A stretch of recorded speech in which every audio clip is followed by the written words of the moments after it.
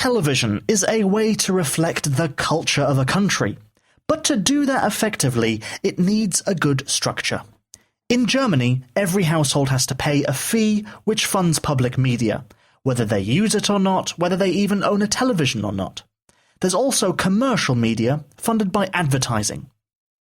Plenty of media critics believe that this system is broken, saying public media is wasteful and uncreative, while commercial media provides high-rating but mindless shows.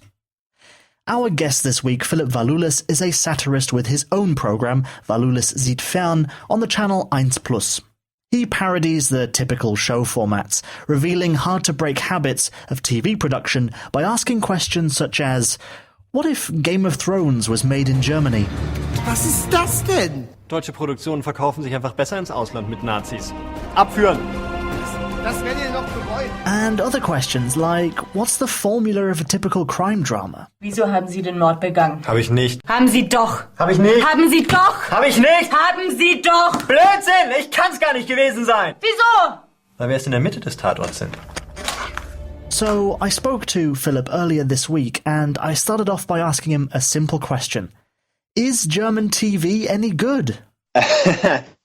Well, I guess the common answer would be no. Well, it's quite on vogue to say German television is totally bad. And if you take a look at German television, like the main programs that are on the big television networks like RTL or ARD, RTL is a private broadcasting company, ARD is a public broadcasting company. And if you take a look at them, yeah, they are quite bad because the commercial programs are trying to save costs and they are showing very cheap programs that are very cheap produced with bad actors. And on the other hand, the public broadcasting system in the afternoon is trying to appeal to old people, I guess. So they're showing just like telenovelas and daily soaps for older people.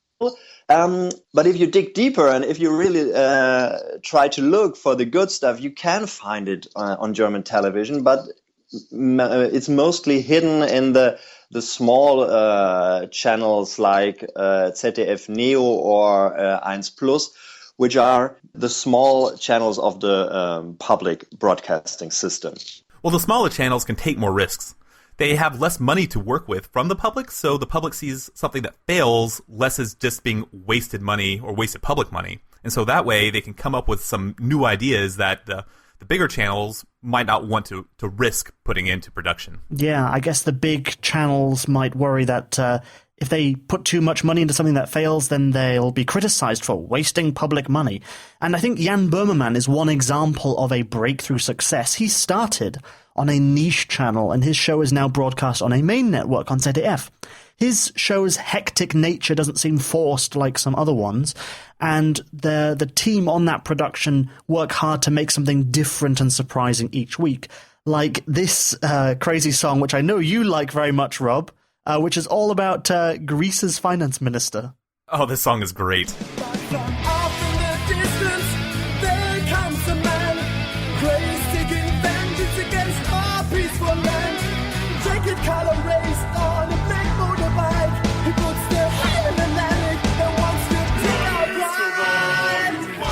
That last clip was really cool, and it's great news that shows like this, original content and good production, are breaking through into the main channels of German television.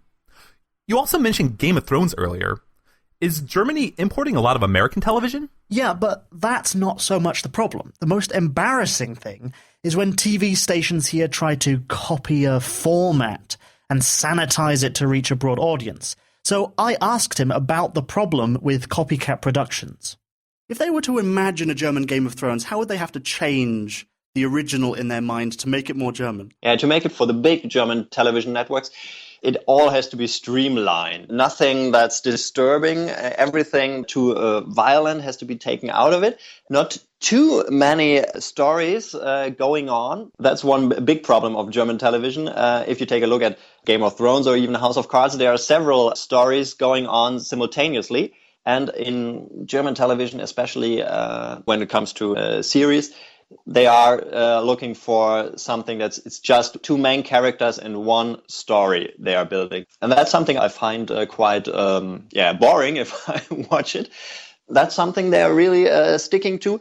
And of course, they want the viewers to relate to the characters. So Game of Thrones with all those violent and strange characters would be quite a problem for a German TV executive. And it's not just production, it's also scheduling too. If we take a look at the schedule of Germany's main public media channel, all we find throughout the day are soaps, soaps, and more soaps, with the occasional news program in between. It shows quite good the problem that German public television has right now.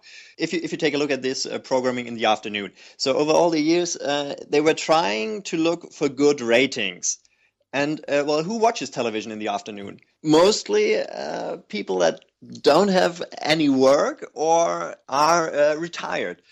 And so they started doing programs for those people, and then came the internet, and even more young people moved away from that, watching that programming.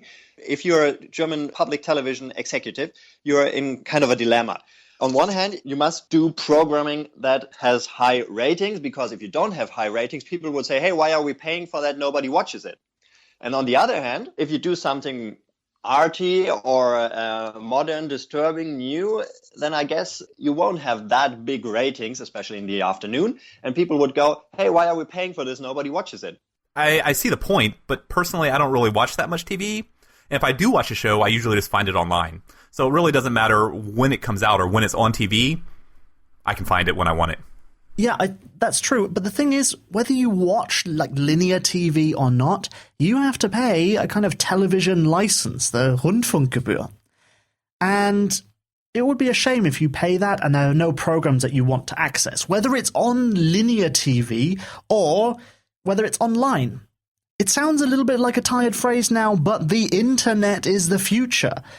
Still, some channels have been slow to take full advantage of it. Well, I think there must be some kind of big bang. I mean, right now it's going on like it has been going on for years, and nobody really felt the need to change it, because there were still good ratings. And okay, sometimes the critics were saying, "Oh, bad programming."